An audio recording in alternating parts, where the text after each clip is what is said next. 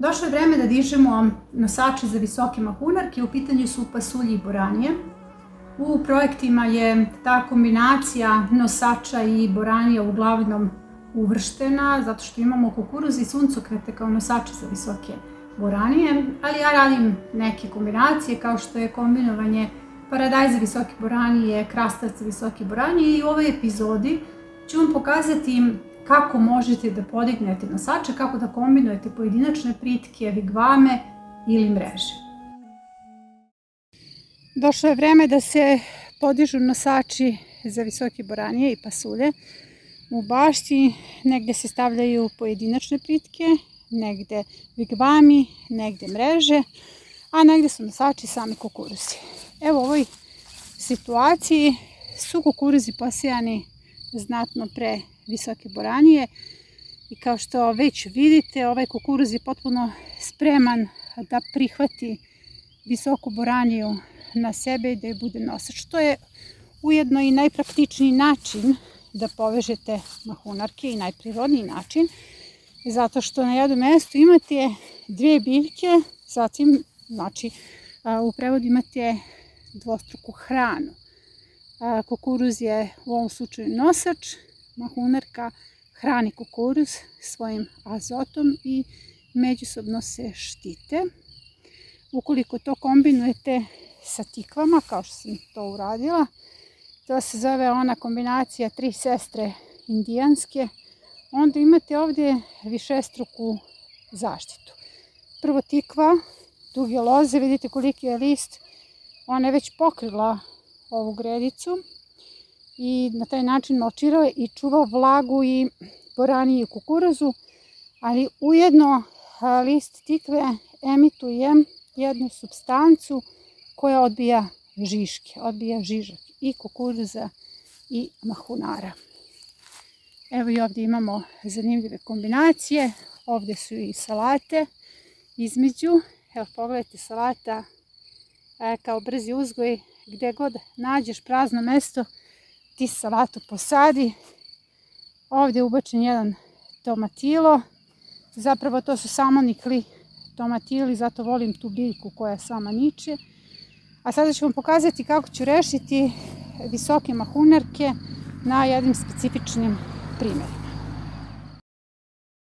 Ovdje imam također zanimljivu kombinaciju kukuruzi koji će biti nosači ovim visokim mahunarkama koje su znatno kasnije ubačene. Uzmite u obzir da kukuruz klija i do 2 nedelje, za razliku od boranije koja klija do nedelju dana. Tako da kad proklija treba da poraste makar 10 cm da biste uopšte razmišljali o tome da posejete boraniju pored. Tako da dobijete tu negde ovakvu razliku. Ovdje je kombinacija sa paradajzima, evo imamo prve plodove, tu su paprike, tu su neke tikve, iza je prazeluk, plavi prazeluk koji treba da poraste kao materinska biljka, evo već su krenuli da puštaju generativne organe, ali suština je da i ovdje imam kombinaciju, ovdje je ubačena još jedna salata, kombinaciju kukuruz i visoka mahunarka zajedno s paradajzom. Paradajz nije ovdje bez razloga postavljen, on je također repelent žišku. Idemo dalje.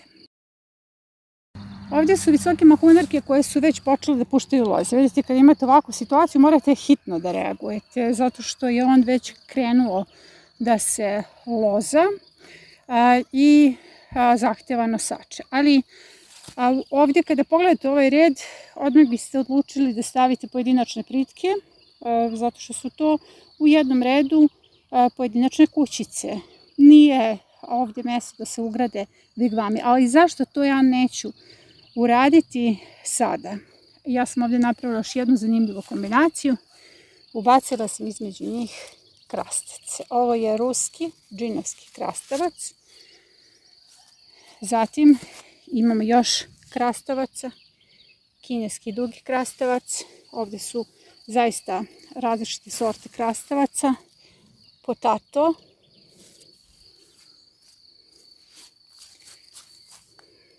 Ovo je beli dugi krastavac. Ima malo više sadnice, treba da osim samo 3 na 30 cm. zatim ovaj autohtoni salatar i tako su krastavci posijani do kraja, bukvalno između dve visoke boranije i sada ću ovdje da postavim mrežu. Na toj mreži će biti vrlo zanimljiva kombinacija visoke mahunarke koje hrane krastavac, zato što u svom korenu će ostaviti dovoljnu količinu azota, prave dovoljnu količinu hlada, jer će oni da se lozaju uz ovu mrežu i na taj način čuvaju krastavac. I ovo je vrlo dobra kombinacija za prevenciju plamenjače krastavaca. Pokazala se unazad 2 godine kao idealna. Evo, sada ću ovdje da postavim mrežu jer hitno je. Imam ovakvu kombinaciju gdje je visoka boranija ubačena kao sadnica. To sam pokazivala u jednoj od epizoda gdje već imam postavljenu mrežu. Kombinovana je sa ančočom i sa graškom. Ovdje imamo grašak između boranije i ovdje ću na ovom prostoru imati zaista puno azota. Tu su ubačene samo 2 ančoče. Ančoča je inače biljka koja se mnogo razgrana na mreži i ne smete je gusto postaviti. Evo pogledajte, tu je azot, grašak. Pa da, ono što je meni cilj jeste da kada se okrenete po svojoj bašti vidite Mendelejev sistem elemenata. Idemo dalje. Ovdje imam solitarne kućice. Evo vidite kako se on hvata. On je već krenuo da se mota oko sebe. I ovdje ću postaviti jedan vigvam. Idealno je. Imam 3 kućice, imam tu paradajz. Jedna noga će biti za vezivanje paradajza, a 2 noge za visoku boraniju. Unutra će ostati brokolet i njemu treba hlad jer to je biljka koja idealno raste u hladu. Zatim imam ovakvu situaciju gdje ću bacivati pojedinačne pritke, zato što su ubačene pojedinačne kućice. Vidite kako se u luku krije boranija. Pogledajte kako je sakrivena lepo. I ovdje raste. Zato što sam tu vadila salate. Ako se sećate neke od epizoda, gdje god sam izvadila salatu, ja sam ubacila sjeme visoke boranije. I sad je ta visoka boranija nikla i sad ona zahtjeva pojedinačne pritke i to treba ih hitno. Vidite kako je ovdje se već povezala s lukom. Imam i ovdje rešene vigvame. To je setvena mreža gdje je postavljen vigvam pre setve visoke boranije. Ovdje se nalazi skriven kupus. Mislim, mi biobaštovani smo najbolji u igri skrivača. Zato što puno krijemo svoje biljke što od preteranog sunca, od predatora i zaista ja sam postala veliki majstor u toj igri skrivača i odlično se osjeća taj kelj. U pitanju je glavičasti kelj. Znači ovdje je već situacija rešena jer je zapravo to idealna situacija da postavite prvo vigvam pa da radite setvu, ali ja nekada nemam to vreme i sada dižem nosače. Ovdje imam permamodele s jabukama, oni su pokazali kao fantastični. Ovo je posljednji permamodel koji je napunjen jabukama i on još uvijek nije sasvim funkcionalan. Vidim da još uvijek radi, odnosno da je živi, da se biljke nekako nosi sasvim udobno u njemu, ali biljke se funkcionišu.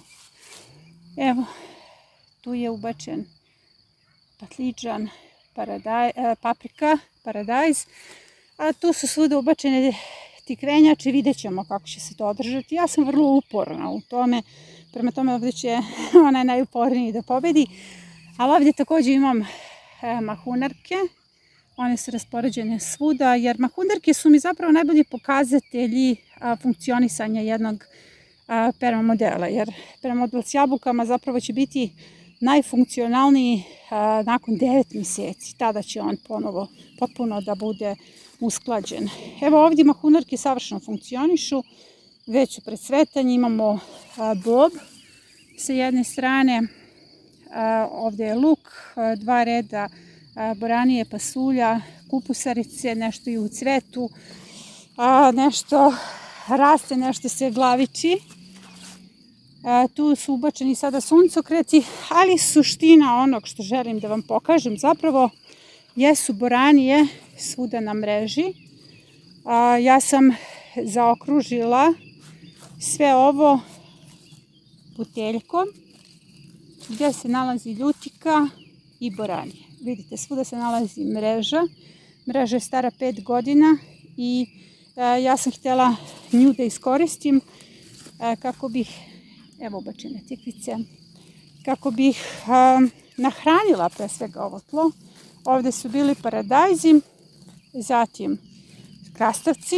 Krastavci se nisu dobro osjećali na ovom prostoru, vrlo su malo rodili, bio je grašak koji je obilno rodio, ali sada su ovdje svuda posejane visoke boranije koje će napraviti zid na ovom prostoru, kompletan zid. I tu je ubačeno cveće, kadifice, neven. I sada očekujem da se te mahunarke kao 3. kategorija plodoreda svuda razviju i da imamo ozbiljnu berbu ovdje. Da, ozbiljna berba se očekuje ovdje. Idemo dalje. Da bih uopšte bilo što radila, potrebna mi je ćuskija. Inače, najkorisniji alat na imanju koji vam obezbeđuje nezavisnost. I prvo ću da završim ove pojedinačne pritke zato što je to nekako najlakše. Jako je bitno da pronađete mjesto gdje ćete da postavite ćuskiju. Ovdje tražim idealno mjesto između 2 kućice, boranije i luka. Tu su još i salate, da ne bih povredila koren bilo koje biljke. I ovdje ću biti praktična, vidite, stavit ću jednu pritku na 2 kućice. Da, to će biti dobro, ako je potrebno pojačanje tokom sezone, dodat ću je. 3 pritke na 4 kućice, to smatram vrlo pametnim potezom. I sada je potrebno samo da privučete loze, da dodirnu pritku. Kad je dodirnu, to je to. Evo i ovdje. Samo da dodirnu. Onda one sve same rade. Kad je se približe, to je to. Eto, sad će ona sve sama da odradi. Evo i ovdje imam jednu boraniju, ovdje sam također vadila salate, ali nisam samo ubacivala boranije, nego i slanutak. Tako da imam pored i slanutak, nadam se da će uskoro cvetati, obožavam njegov cvet. Evo, postavila sam samo jednu pritku, zato što za sad imam samo jednu visoku boraniju koja traži nosače. Svačega ima na ovoj gredici, blitve, krompira, slezovke. Evo, procvetale su. Evo, moj vigvam je gotov, ja sam ga sada podigla, tu gdje sam rekla da ću tako da postupim. Sa jedne strane paradajz, ovdje su visoke boranije i volim kad se ovako praktično ponašam, odnosno kada jako dobro iskoristim taj repromaterijal, odnosno drvnu građu, nosače, zato što sam na ovaj način vrlo mudro rešila čak 2 kulture. Sada je potrebno da podignem mreže, već je mrak, ali to je nešto što moram da uradim zbog toga što su boranije već prilično visoke. Ovo su kreveti za batat, tu je batat već ubačen, evo kupusarice su odlične. A ovo je kineski jam. Kineski jam je također podignut na vigvam. On ovdje nije zbog plodonošenja, on je ovdje zbog mirisa. U jednoj fazi vegetacije, kada su mu potrebni oprašivači, on fantastično miriše na more. Da, baš na more. A ono što želim zapravo da vam pokažem jeste umetnost deljenja. Ja uopšte ne govorim na pamet kada kažem da je potrebno da delite, jer ja delim sa svim živim bićima u svom okruženju, napoji žednog, nahrani gladnog. Evo, pitanje je sada kada će zec da pronađe i ove mahunarke, zato što je ove već sređao. Evo ih. Znači, u principu ih je pojeo sinoć. No, onda će se oporaviti, bar se ja nadam da će se oporaviti. Evo, obrstio je, sve je obrstio i krenuo je da brsti još jedan red. Ali ono što je najtužnije meni, ali eto, opet srećna sam, obrstio mi je jedini uspešan brokuli koji je odrastao u hladu jedne šljive i kome sam se divila pre nekoliko dana, posebno sam se divila njemu, zato što mi je uspeo. I onda sam samo htjela da kažem, evo u hladu jedne breskve raste cvet brokolija, a da pritom čitava biljka nije procvetala. Ali evo, naš zec se je nahranio, zvaćemo ga Gavrilo, može. Mada znam da je više zečeva, ali ja ću samo da zamislim da je jedan u pitanju. Idem da podignem svoje mreže. Sada ste vidjeli šta je zapravo znači zaista deliti se svetom oko sebe. Da bih ovdje podigla mrežu, zapravo mi trebaju samo 3 kolca i to vam je ono mnogo praktično kod mreža, zato što je mnogo lakše ubaciti 3 kolca nego recimo kada se mreža podiže za paradajz, nego u svaki paradajz kolac. I prozračno je i dobra prevencija od plamenjača. Ja krećem sada 30 cm od početka gredice se odbija. Jel, tu je lunarija, večernica, tu su neke paprike i sada ću sa 3 kolca da postavim mrežu i već pada mrak. Sada je već mrak, ja sam podigla mrežu, ali je nisam zategla, to ću ja da uradim sama bez snimanja, zato što ću sada da stavim, uključim muziku u sebi i da zategnem mrežu, jer ovo su posljednji kadrovi koji se vide. Zapravo, Sanja i Jana Rakić koji rade montažu imaju svoju fantastičnu laboratoriju, oni su zapravo mađioničari koji je ono što je nevidljivo uče nevidljivim, ali ne mogu toliko da ih mučim, zato što se sad već slabo vidi. Sebe inače zovem Spider Woman, zato što dižem mrežu u par minuta. Kako se podiže mreža, imate epizodu na YouTube kanalu i ovo je vrlo praktično. Čeka me podizanje mreža i za ove paradajze, i za one tamo, i za ove ovdje. Dakle, bit će ovdje jako mnogo mreža. Za sada je gotovo.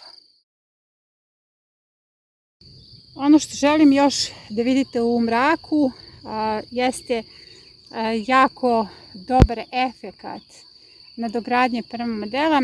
Postoji jedna epizoda u kojoj objašnjavam da imam zastoj na gredici i onda tu taj permamodel nadograđujem koprivom i sejem puno mahunarki kako bih ga pokrenula, zato što imao baš potpuni zastoj, ništa nije raslo na njemu, a bukvalno ništa, ni tikvice, cvekle, mrkve, sve to bilo onako baš tužno. A evo pogledajte sada, uspela sam. To sam htjela da podelim sada baš u mraku, jer sam stala nad ovom gredicom i rekla sebi kako si uspela. Mislim, uspeli smo zajedno. Vidite, već imam i cvetove, ženske i muške su tu, to se sad dobro ne vidi. Odlično napreduje paradajz. Evo, baš dobro napreduje. Tu su naravno ponovo mahunarke, tu su i patliđani koji dobro napreduju. Dakle, zaista sam uspela da je pokrenem. Mislim, dođe mi sada da je poljubim.